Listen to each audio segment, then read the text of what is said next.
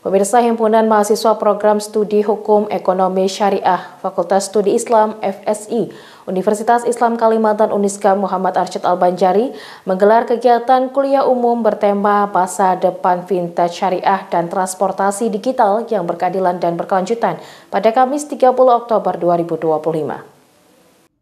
Himpunan Mahasiswa Program Studi Hukum Ekonomi Syariah Fakultas Studi Islam FSI Universitas Islam Kalimantan Uniska Muhammad Arsyad Al-Banjari menggelar kegiatan kuliah umum bertema Masa Depan Vintage Syariah dan Transportasi Digital yang Berkeadilan dan Berkelanjutan Kamis 30 Oktober 2025.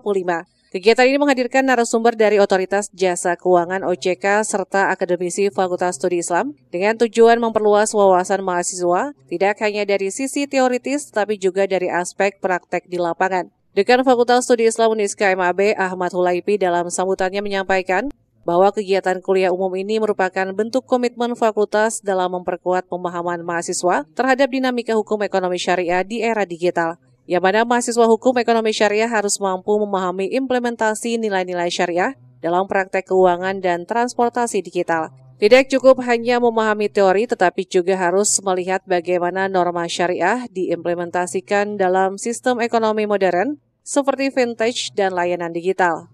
Karena kita melihat dari sisi norma agama atau dalam pandangan syariah, nah ini juga menjadi tuntutan buat mahasiswa agar kedepannya mereka tidak hanya memahami hukum secara tekstual, tapi juga bagaimana implementasi hukum itu dalam tataran praktek.